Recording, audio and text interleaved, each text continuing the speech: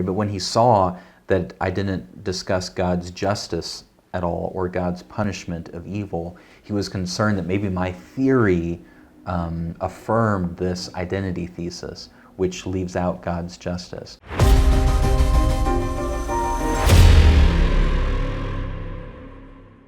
Welcome to a Theological Dust-Up, hosted by FreeThinking Ministries.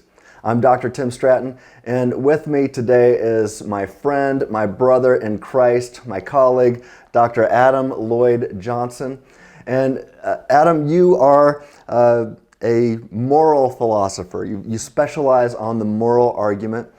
And recently, Dr. William Lane Craig, who we both love, made Adam famous, in a sense, by disagreeing with him on his Reasonable Faith podcast. So we're going to talk about that today. But Adam, first, would you please tell us a little bit about you and your ministry, Convincing Proof? Yeah, so as you said, I'm Adam Lloyd Johnson. I've been using my middle name more and more because I'm finding that there's just tons of Adam Johnsons out there. But no, I got involved in apologetics when I was mid to late 20s. I was a Christian, but I went through kind of crisis of faith and just fell in love with apologetics and started answering a lot of my own questions and then started serving other people as best I could with their questions and doubts. And I felt it was God calling me into doing this sort of ministry full time. So I started pursuing that when I was around 30. So we're talking 2006, 2007. Went to seminary for 13 years, went to Southeastern Baptist Theological Seminary, earned my PhD there. And so yeah, my ministry, I called it Convincing Proof. So it's based on a verse in the Bible, Acts 1:3, right, which explains that Jesus, after he rose from the dead, was with his disciples for 40 days, giving them many convincing proofs of his resurrection. So that's what I try to do in my ministry, is try to give people convincing proof that Christianity is true. Awesome. Well, you've developed a theory, and you've also written a book by this name called Divine Love Theory. Can you tell us a little bit about this theory and this book that's about to be released? Yeah, so when I was working on my PhD at Southeastern, I wanted to specialize on the moral argument. There's a lot of things that drew me to that argument, and so I began, first of all, by evaluating a leading atheist moral theory. So Eric Wielenberg is an atheist philosopher in Indiana. He's a professor at DePauw University. And as an atheist, he believes in objective absolute moral truth, which was interesting to me because I had mostly conversed with atheists who believed in relative subjective morality. But Wielenberg and others, come to find out, there's a lot of atheists now who are affirming objective absolute morality. They just don't think that God is necessary or required to explain the subjective moral truth.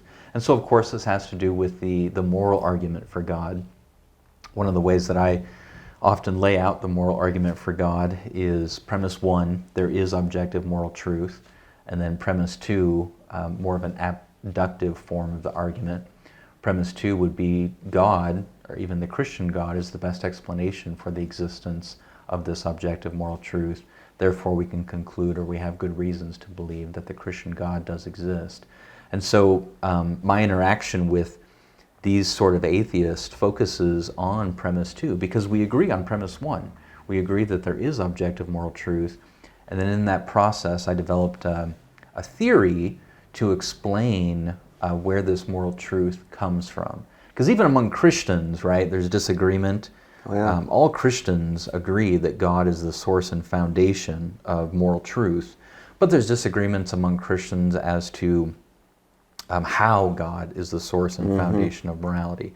So you might be familiar, there's natural law theorists. Some Christians believe in a natural law theory, and that's how they explain God created moral truth by the way he created our human nature, so to speak. That's a form of natural law theory. There's divine command theory. So there's several different theories among Christians as to how God is the source and foundation. But I developed my own theory, piggybacking right on the shoulders of giants. But I call my theory divine love theory. Yeah, yeah. Now, you not too long ago moderated a debate between William Lane Craig and Eric Wielenberg. Yeah. And to me, that's my favorite Dr. Craig debate ever. And so thanks for moderating that and making that possible. But you're friends with both of those guys, with William Lane Craig and Eric Wielenberg. Would you want to comment on that briefly? Yeah, so the way it developed, I was working on my PhD and studying Wielenberg's atheistic theory, and developed a friendship with him. I would write arguments against his theory and send them to him, and he gave me some feedback and some pointers and helped me understand his theory better. So that was really encouraging. I was pleased to not only argue against him academically, but also get to know him as a person. In philosophy. So when I got to know Eric Wielenberg a little bit better, I asked him if he would be willing to debate William Lane Craig. And thankfully he was open to that. I talked to Craig. Thankfully Dr. Craig had allowed me to do one of my PhD seminars under him. It was an independent study. So I spent a semester doing that seminar, it's called, in PhD work, under Craig, where he guided my research in this area. And so I talked to Craig, and Craig was willing to do the debate, and so we had it at NC State University in early 2018. Had a great turnout. There was like 1,200 folks there. Wow. So I spent a couple of years organizing that debate, and then got a chance to moderate it. It got turned into a book eventually. I've got it. Rutledge published it for us. I wrote the first chapter, and then I was the editor of the book. But then we invited other authors to write chapters responding to the debate, including J.P. Moreland, David Baggett, and then some other atheist philosophers responding to the debate. So it was such a blessing to be a part of that conversation, and then the resulting book. Yeah, it's awesome. So you're friends with both Wielenberg and Dr. Craig. I know you highly respect Dr. Craig, and much of your theory developed while you were studying under his guidance. So let's just take a moment and sing Dr. Craig's praises. Yeah. Here's a counterfactual. If it were not for Dr. William Lane Craig, I know I would not be doing the kind of ministry I'm doing today. Dr. Craig is the one guy that God has used more than anybody else to transform me and help me to love God with all of my mind, and to help show others that Christianity is true. William Lane Craig is my theological hero. When it comes to apologetics, theology, and philosophy, he's the man. That doesn't mean we always agree with each other, but I do agree with probably 99% of what he says. Yeah. How do you feel about Dr. Craig? No, same thing. I actually got introduced to him and his work maybe later in my apologetics study. So when I first dove into apologetics into my mid to late 20s, Francis Schaeffer was what I first got exposed to. So Francis Schaeffer's work, and I think even my divine love theory, I've traced it back now, the root of my idea came from some things that Francis Schaeffer wrote in his first book, The God Who Was There, about the Trinity and the foundation of love and personhood and morality. But then I got exposed to, probably Norman Geisler was next, right? So, and I think Craig actually studied under Geisler at one point. That's right. So yeah, I fell in love with Geisler, and actually moved my whole family to Charlotte so I could study with Geisler. Wow. And I think it was around that time when I got exposed to William Lane Craig, and just immediately fell in love with his ability to process things and think and clarify and communicate. So no, I'm a huge fan. Yeah. So this leads us to this next point here. Recently, William Lane Craig devoted an entire Reasonable Faith podcast to you. Yeah.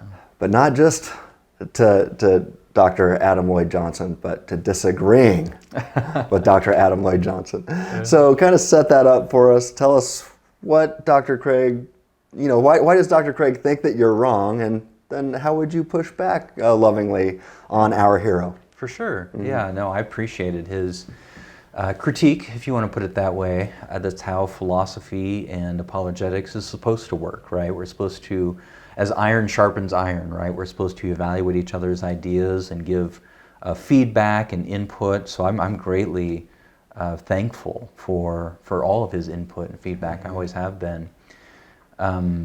So maybe I should start by just explaining my divine love theory in a nutshell. I think I can do that real quick. So basically what I say, let me just step back for a moment. Any moral theory, whether it's a Christian moral theory or an atheist moral theory, if you're going to try to explain objective moral truth, you need to explain two things. Basically, you need to explain moral value, what makes a human action good or bad, and you need to try to explain moral obligation, what makes a human action right or wrong. And there's overlap there, there's similarity between these two concepts, but there is a distinction. So I'll give you an example, just so folks can see the difference. For example, it would be morally good for me to, let's say, build an orphanage, right? That would be a good thing for me to do, without a doubt. But we probably wouldn't want to say that I'm obligated to do it, right? So even though it would be a good thing, it's not something that I am obligated to do. Now, if I did do it, we could say it's good, but we see there's a distinction here between having moral value, doing something that's good or bad, versus doing something that's right or wrong. Because right or wrong have more to do with obligations. So something that I am obligated to do is, for example, be faithful to my wife. Not only would that be a morally good thing to do, it's also something that I'm obligated to do as somebody who's been married for almost 30 years.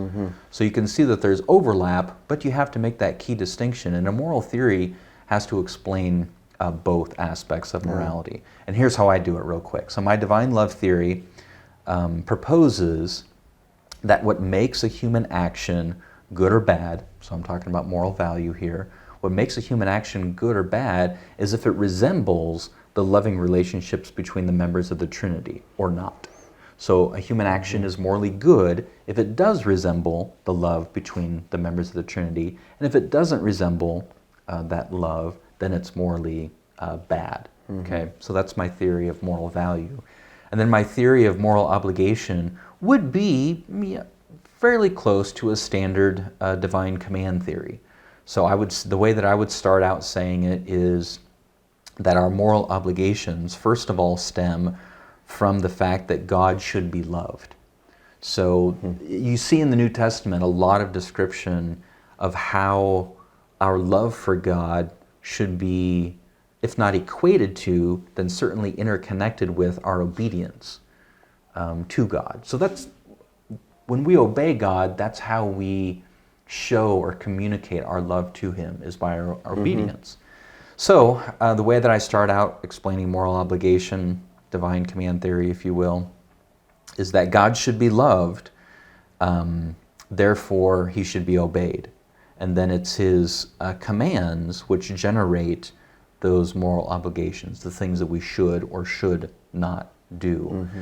So, but the reason I don't call my theory a divine command theory, I call it a divine love theory, is because the root and foundation is the love between the members of the Trinity and our love between our relationship with God. And commands, the term divine command theory makes it sound like the commands itself are the source and foundation of morality, where I think it's more about God's love, both within the Trinity and then within our loving relationship with God. I think that's the source and foundation of morality. 1 John 4:8, God is love. Yeah. You know, so that makes sense to me. Adam, you and I have, we've driven to several philosophical and theological conferences together, so we've had so much windshield time talking about these topics. And fun road trips. A lot of fun road trips. Just think about that. Hours and hours of doing nothing but discussing philosophy and theology. So if you're nerds like us, that sounds like a lot of fun, right? Yeah. you and I kind of reached many similar conclusions independently, and then when we get together, it's like, oh yeah, when you told me about your divine love theory, I thought, well, that just makes so much sense of what I was already trying to piece together, and I thought, wow, okay, you've already done the heavy lifting here. And so in my book, Human Freedom, Divine Knowledge, and Mere Molinism, I spent a lot of time talking about God's nature and really focusing on his three, the big omni attributes, his omnipotence, his omniscience, and his omnibenevolence. And omnibenevolence being that God is perfectly good and perfectly loving, something along those lines. Sure. And then, I like how Dr. Craig in the past has said, well, look, God is omnipresent if he is omniscient and omnipotent. So that means that God is aware of and causally active at all points in space. So God is not necessarily omnipresent. But he is necessarily omnipotent and omniscient. So then when space is created by God, now those two omni attributes plus space equals omnipresence. So omnipresence flows from omnipotence and omniscience. Now, to me, it seems like we can get some other attributes of God that flow from the fact that he's perfect love. It seems to me, and even before you and I started talking, that we could make sense of God's justice and his wrath because he is perfectly loving. After all, a judge who turns a blind eye at somebody who raped somebody else, we would say that's not loving, right? Or if somebody committed a murder and there was no judgment, there was no wrath, we would say that's not loving. It seems to me that if one is perfect love, that these other attributes flow from them, but I don't think Dr. Craig holds that view. Would you comment on that? Yeah, so then that was his primary critique of my theory. So and I encourage you to listen to his podcast about my divine love theory so you can see exactly what Craig said himself. But if I could try to summarize it real quick, Craig didn't seem to think that my theory was complete because it didn't ever mention or discuss God's justice, nor did it ever discuss God's punishment for evil. So, for example, in the podcast, he said, well, what if, he did affirm, my theory in the sense that something is morally bad if it doesn't resemble, the loving relationships between the Trinity. He said, yeah, he affirms that, but then he said Adam's theory doesn't really have any sort of description or doesn't discuss what would happen or what does happen when we're bad, when we don't follow or when we don't resemble the love between the Trinity. So God's punishment, and this is where Craig talked then about the importance of including justice in a moral theory. So it seems like he's really right now focusing on critiquing this idea which he and others call the identity thesis. And so he brought up some names of people who affirmed this identity thesis. And basically what this identity thesis, this concept is that all of God's moral perfection has to do with God's love. And Craig is concerned with that idea because he feels, and I think rightly so, that if all you do is talk about God's love, you leave out God's justice. Right. And he specifically talks about retributive justice, that when we do evil things or wrong things, God, because he is just, perfect justice, he needs to and should punish evil. And so when he evaluated my theory, or at least just the article, all he had access to at this point was an article that I had written that was published in the Worldview Bulletin. And it was a relatively short article summarizing my divine love theory. But when he saw that I didn't discuss God's justice at all or God's punishment of evil, he was concerned that maybe my theory affirmed this identity thesis, which leaves out God's justice. And so that's kind of how I've responded to his critique. Yeah, yeah. Well, it always seems a little bit like I'm morally wrong to disagree with Dr. Craig. And it's definitely scary, yeah. That's for sure. So how do you feel about, do you think that Dr. Craig's, you've said that his pushback was good, but you don't think that, you would still stand by your theory, right? Yeah, well, so I think if you listen to Craig's podcast, it was mostly a critique of this identity thesis. Mm-hmm.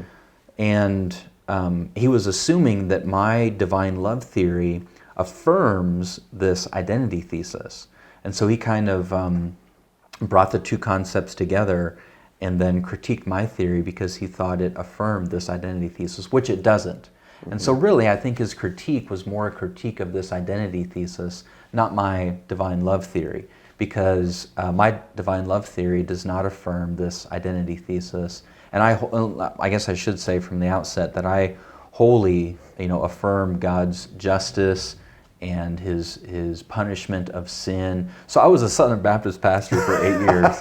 So all about God's wrath. Oh yeah, right. I've got plenty of fire and brimstone sermons that I've preached over the years. And so I certainly don't want to be associated with any sort of soft Christianity that only talks about God's love and not about his justice and wrath.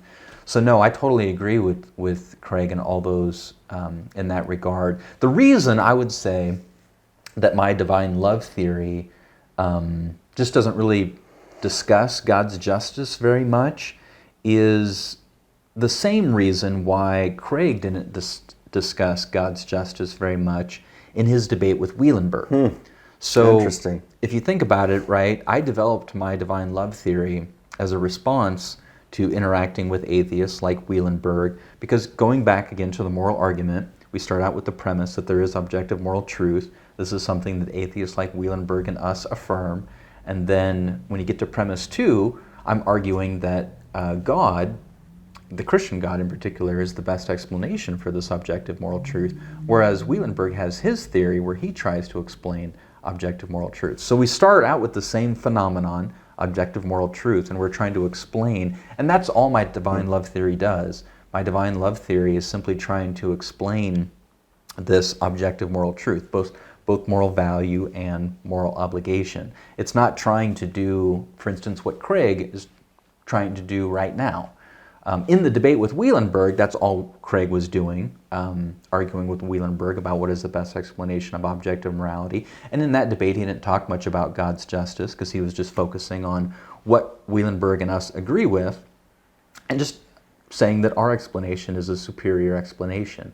But now what Craig is doing is and I understand why he's so against this identity thesis, because Craig's focus right now for his systematic philosophical theology work that he's doing. Yeah, looking forward to that. Yeah, me too. And in that work, what he's doing is he's writing an exhaustive explanation of God's moral nature, right? And so if you're doing that, if you're explaining God's moral nature, then you certainly want to talk about God's love and God's justice. But see, that's not what I'm describing. I'm just trying to explain human actions and what makes them good or bad or right or wrong.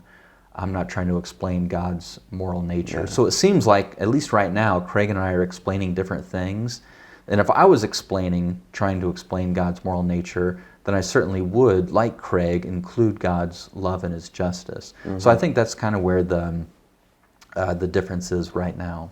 Yeah, well, Dr. Craig is looking at this much bigger systematic picture, and you're kind of laser focused on maybe the foundation of this systematic theology, that God is love. And so maybe your book and your theory provides a foundation that maybe can spin off a part 2 to your book and maybe discuss how, since God is love, let's bring in God's intelligence too. It seems that a perfectly good, loving, and intelligent judge, that justice and even wrath will come from that. If God is perfectly intelligent and perfectly good and loving, I think perfect love, or perfect wrath and perfect justice come from that as well. Yeah. But yeah, thank you so much for sharing this. I look forward to maybe being a fly on the wall and hearing some conversations between you and Dr. Craig in the near future on this topic. And would you tell our audience where they can find your work and also where they can find your soon-to-be published book? Yeah. So I'm excited. Kriegel Academic is publishing my book, and it'll be out in March. So you can pre-order it now on Amazon and other places. Divine Love Theory is the main title of the book, and then my website is convincingproof.org. So, and I have a YouTube channel you can check out. I try to provide resources like Tim does, on all areas of apologetics. But this is the area where I specialize in is the moral argument, and particularly moral apologetics. And so when I try to explain, what makes a human action good or bad, or a human action right or wrong, it seems like God's justice isn't part of that explanation. It seems like it's just all I really need is God's love in order to explain those things. Now, do I believe God is just? I do, and I believe that's an important part of God's moral nature, but it doesn't seem like it's something that I need to explain what makes a human action good or bad, or right or wrong. So thanks for the opportunity to clarify those things. You bet. Now your YouTube channel is Convincing Proof, right? Yep, you can also just find me on YouTube, search Convincing Proof for Adam Lloyd Johnson. Yeah. And make sure to subscribe to his channel, ring that bell, and all that other good stuff. Nice, I'd appreciate it. Well, thank you for being here, Adam. And in the meantime, stay reasonable, and we'll be back soon.